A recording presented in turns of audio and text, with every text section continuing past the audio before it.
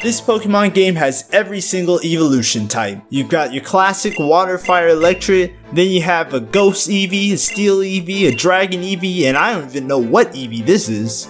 But we'll only be using it and the others in our run of this amazing fan game, Pokemon Myth, that has a spectacular story, a brand new gimmick, awesome regional variants, amazing fan-made Pokemon, and some crazy new Mega Evolutions. Not to mention that there's a new Pokemon type in this game as well, Sound, which will definitely make our battles much more exciting, along with a couple of other interesting rules too. So if you enjoyed the video, hit that like and subscribe. Now let's get right into it. We make our character and learn a little about how climate change may be affecting the local Pokemon in the region. Our mom calls us down not only to give us this little Eevee, but each type in the game. Thanks, Mom. We have the classics we all love and know, followed by the new ones and their awesome designs. Finally, we evolve our given Eevee with the shiny stone into Planeon. We run into our neighbor Marcus, who challenges us to a battle, but his Pokemon are unable to do anything but fight. We head to Pokemon Professor Bree's lab, who's also Marcus's dad, to get the usual Pokédex Pokeballs that we'll never use. We make a little Eevee team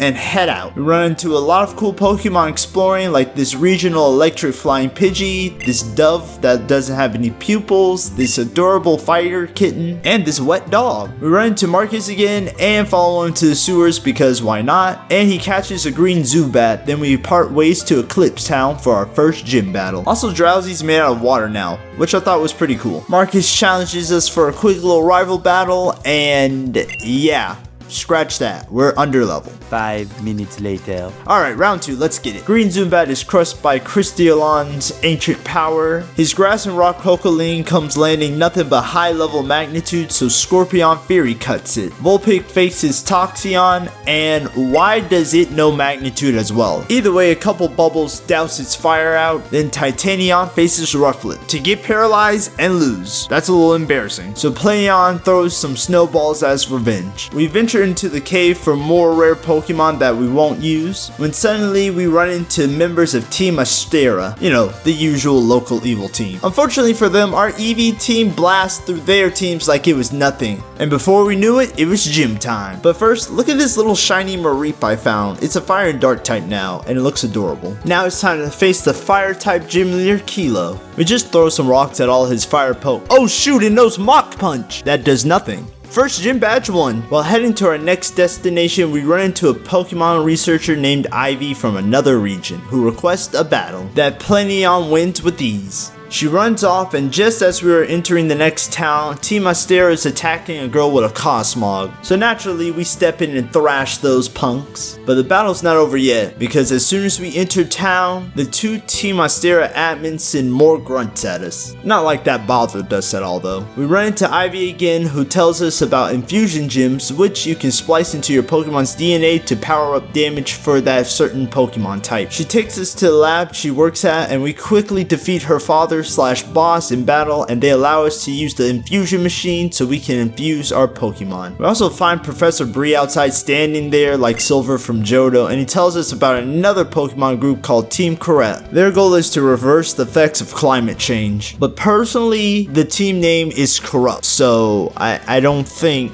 they have any good intentions. He leaves, we grab the infusion vial so we can infuse our Pokemon, and Eevee challenges us to another battle, forgetting like we beat her 10 minutes ago. So Planeon kindly reminds her. We run into Marcus again, whose Zubat was stolen, so we track down the thugs who took it, and unsurprisingly, it's Team Corrupt. We battled our way to their commander, Monica. Our Pokemon took and returned hits while Marcus just lands the finishing blows. Also, Scyther is a fire and ghost type, with Zora being a fire and dark type, and I think that's really cool, and their designs look awesome. With that wrapped up, we wander into the Fairbloom Ruin to meet the region's champion, Vanilla, who gifts us the TM cut so we can get into Fairbloom City for our second gym battle against this big-headed ice gym leader, Alexander. Combation punches all of his ice types and his cloister explodes. What a way to go. With the dust settle, that's another gym badge down. But before we leave, Marcus comes for another battle. Playon snowballs his green Zoombat and Coconut. Combation mock punches Cryogonal, then Toxion acid sprays the rest of his team. We leave town and run into the two admins of Team Astera again, Pixie and Spectral, along with their leader Zeru. We battle the admins, and Marcus and I's battling experience plus being better trainers lets us take them out with ease. With their defeat, Marcus runs off and we enter Moplar Town, specifically Infusion Inc., where we meet and battle the CEO, Lily, who's Eevee's sister by the way. She starts with a Servine that Playon snowballs, then Titanion faces Carbring, where we get a chance to sword dance up and sweep the rest of her team without breaking a sweat. Lily heads to a work call and Marcus catches up with us saying his dad might be in danger. He tracked his phone to the catacombs beneath the city to find out, unsurprisingly, that he's the leader of Team Corrupt. Yeah, don't think that sympathy for Team Corrupt earlier wasn't unnoticed. He goes off to do more research and invites us to tag along if we want. We wander through the grotto area into a volcanic area where we're attacked by this giant phoenix Pokemon, Fanalfa. Luckily, Vanilla saved us and caught it. Also, she has a Deoxys. Just wanted to put that out there. She requests our help in seeing what was disturbing it so much, and after going deeper into the volcano, we see Professor Bree and his grunts. He thanks us for removing Fanalfa, but his work isn't done yet, and he plans to wipe out the whole volcano in the name of fixing the climate. Now, I'm just your humble run-of-the-mill Pokemon trainer, but I don't think that's how it works. We refuse to let him go through with it, and we face him in battle. He starts with a Zoomerol that Jolteon Volt switches out so that Toxion can come in and finish it with an acid spray. Next is Scyther, which we stall a little with Calm Mind and Wish, then acid spray down. His own Toxion comes out and gets countered by our Titanion. Then out of nowhere, Porygon Z comes and Mega Evolves. Despite that and getting burnt, we were able to gear grind our way to victory. He retreats for now and we return to town for our third gym badge against Electric Gym Leader Asuka. Our ground type evolution Dunion.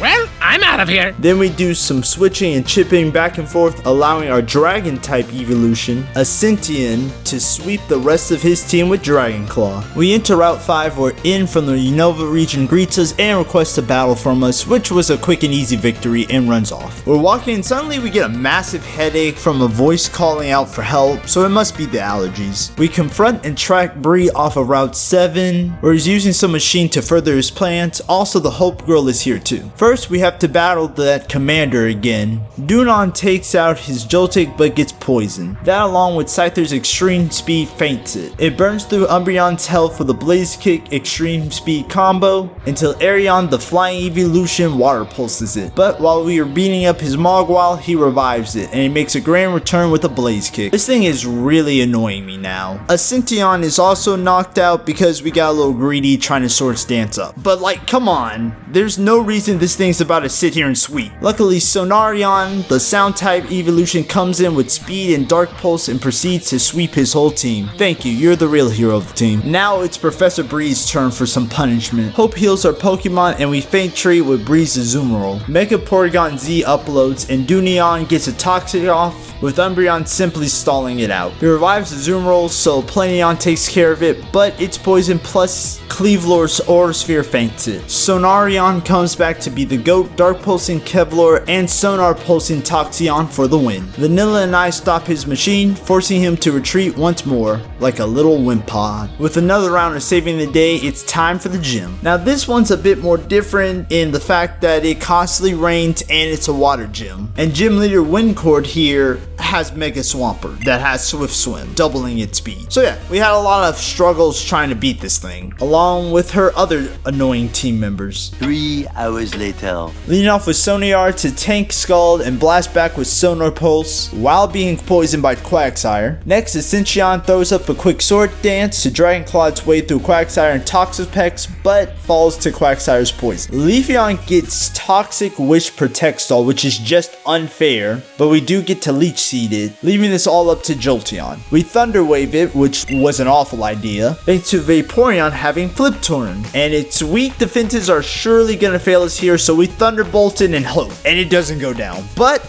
We live the flip turn and Leech Seed drains the rest of its health. And that's nothing but another gym badge won. Screw this gym, let's keep going. Before we leave town, Marcus chases us down again, throwing us in another rival battle. Grovyle is iced out by Glaceon's Iced Wind. We throw a crit shrapnel spear at Typhlosion. Then his pink Crobat Mega Evolves and survives our attack, chipping down our Crystaleon. Planeon strikes it down with a Star Bolt, which is a cool name for a move. We paralyze Frostlass, but it freezes us with Ice Beam. Spectreon Shadow Balls it to the Shadow Dimension with his Rufflet just being there to be there, ending with Coconut falling as well. We meet up with all of our friends at Reaple Town, where Vanilla suggests we double team battle, and I had to pair it with my guy Marcus. Now it's time to really teach these ladies how to Pokemon battle. We lost. Not only did they have legendary Pokemon, but they had Megas and strategy because Venusaur uses toxic spikes and regular spikes. Most importantly, Marcus still uses that useless little Rufflet.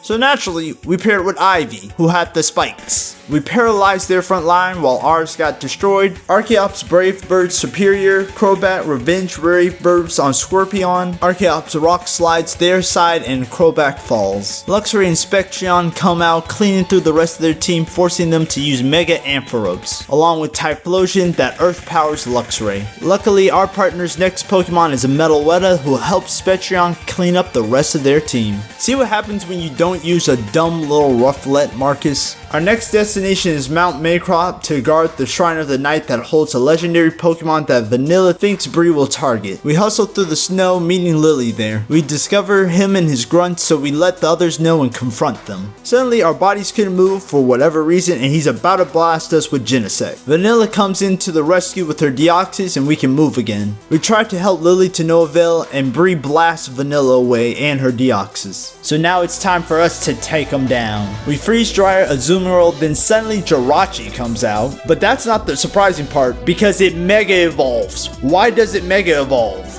It psychics out our Scorpion, so Spectreon comes out with Calm Mind to tank the hits, returning with Shadow Ball. But Porygon's Ice Beam and Hail damage feints us. Combation comes out swinging with a Drain Punch, then we switch out on his Toxeon that Glaceon apparently couldn't handle. So Crystaleon Calm Minds and Seismic pulses Toxeon out. Genesect blasts us with Thunderbolt, but that just allows Combation to come in swinging with a Fire Punch. Combation follows this up with some good Thunder Punches on Cleavlore, allowing Planeon to finish this up with a disarming voice, so basically screaming at it. The blizzard around us gets bad and Bree runs again. We pass out and awake to learn that Eevee was able to save Vanilla with her Archeops when she got blasted. Lily's sitting next to us paralyzed and unconscious, which is just insane. And where the heck is Marcus? Despite all that unfortunate news, we get some rest and head to the next town in Templon City. Hope gives us the HM Surf and we meet Vanilla at the local library. We learn a bit about the region's history and that Bree's captured 2 of the 3 legendary Pokemon of the region. So she decides to round up some super strong trainers that will all meet at the Shrine of Evening to confront Bree, meaning it's time to stop him once and for all. We charge in there with Vanilla facing Bree,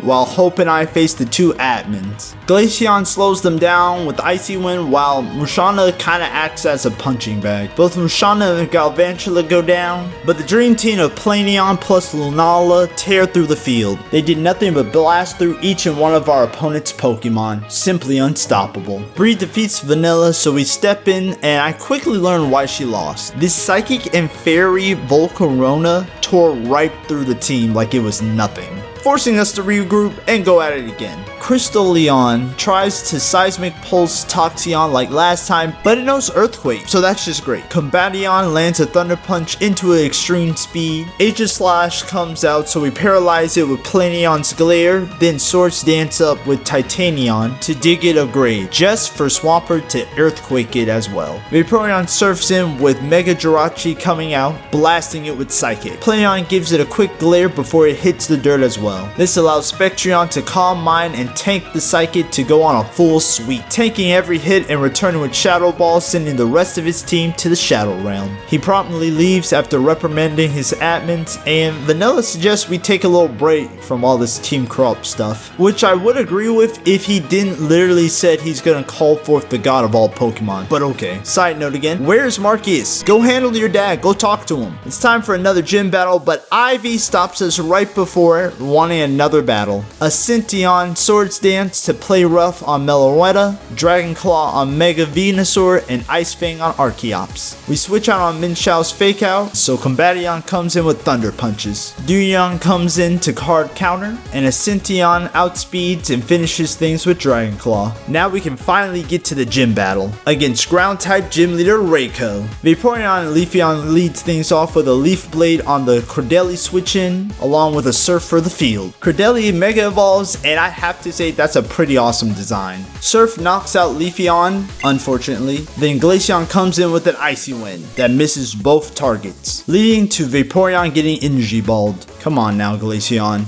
You're better than that. Ascension Swords Dance, but it means nothing from a Seismitoad Skull Burn. But at least this time Icy Wind lands and knocks out Mega Cordeli. Estrogen returns with the Iron Head for Glaceon, so Compation comes out. With it, and Ascension's help, we start running through Reiko's team with nothing but Dragon Claws, Drain Punches, Extreme Speeds, and unbelievably bad Burn RNG. Now we have our 5th gym badge. We meet back with everyone, but the voices in our heads start talking again, which were actually the legendary Shrine Pokemon pleading for our help.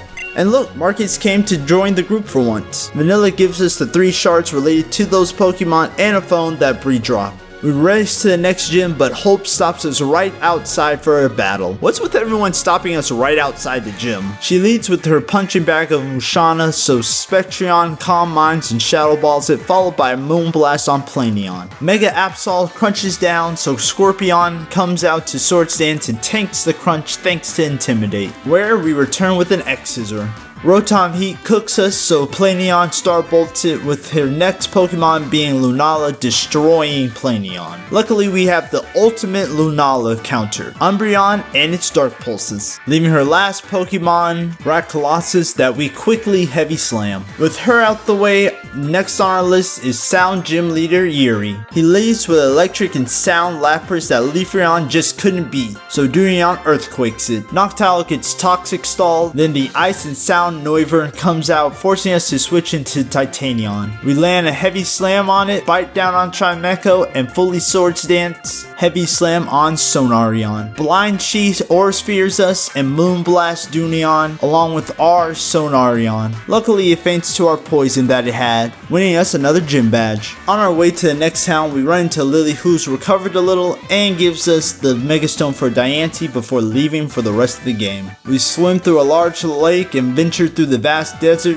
reaching Diamond Town. Vanilla meets us and introduces us to our brother Damien, who's the Unova champion, and Mizzy, the region's former champion. The plan is to beat Team Corrupt once and for all. She's heard reports that they were planning to meet at the Desert Reservoir. When we get there, we see that Marcus appears with the legendary bird trio, revealing himself as the true leader of Team Corrupt. Bree and the other admins come out, so while the others are taking care of them, Hope and I face Marcus. He starts off with Palkia and Dialga, so we decide to chip down Palkia while Hope's side of the field gets bullied. Once it goes down, Giratina arrives, but we both target it with Moongeist and Aurora Beams. Zapdos lands a big Thunder on Vaporeon, so Planeon revenge kills with Starbolt, with Lunala going down to a Meteor Mash. Both Mega Absol and Planeon are taken down by Articuno's Extreme Speed and Dialga's Meteor Mash. Combation Drain Punches Dialga after surviving an Articuno Brave Bird, followed by Planeon Starbolting Articuno. His last Pokemon is Pearl Moltres, so I surrender!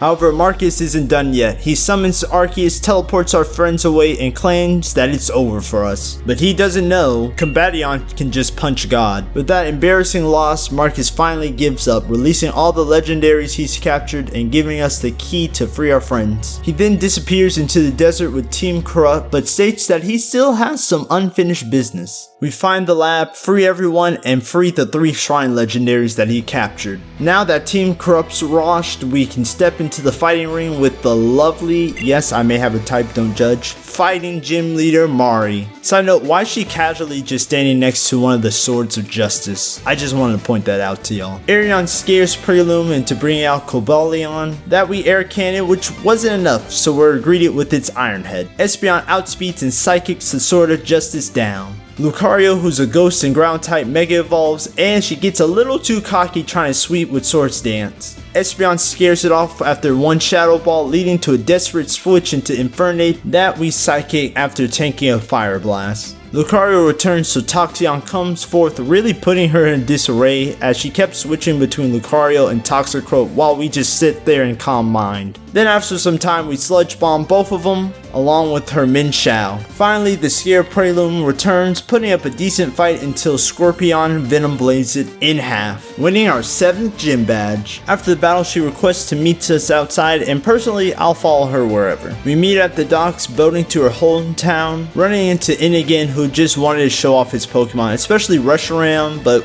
at this point, we've defeated like 5 legendaries, so it doesn't bother us, nor does it bother Sonarion. Easily defeating it with Sonar Pulse, allowing Combation to punch its way through the rest of its team. Mari shows us a hidden grotto where Virizion lives, but we don't need it, so we don't care. Then we run into Eevee, who's actually Mari's daughter, and she wants a battle, as usual. Mega Venusaur comes out with spikes while Toxicroak calms minds, but promptly runs into our trap where we Geyser Pulse Archeops, knocking it out. Toxicroak continues its sweep with Sludge Bomb on Luxray and Vaporeon, ending with a high jump kick from Min Shao. Jolteon shocks it down, then paralyzes Meloetta so that Crystallion can 2-shot it with Shrapnel Spear, with us finishing up Mega Venusaur. Mari tells us to head west to Smith's Town, where we meet in again and find an old statue where those shards we got from Vanilla can fit in, releasing the 3 shrine legendaries. But the true purpose of this trip is to stop Team Astra from trying to make this area their HQ. Marcus comes along too because this is his unfinished business. First, we have to defeat the admins Pixie and Spectral, with no help from Marcus. Even without him, we have the best double strategy to employ. Focus on one side at a time. We Shrapnel Sphere Blazedy with the side of Toxic for Spiritomb. Then suddenly Mega Sylveon comes out to Shadow Ball Crystallion, but we're able to poison it as well though. Playon was able to Starbolt the Mega down, then it gets its revenge in the form of Blind Sheaths, Moonblast, along with a foul play from Spiritomb. Toxic eventually takes out Spiritomb,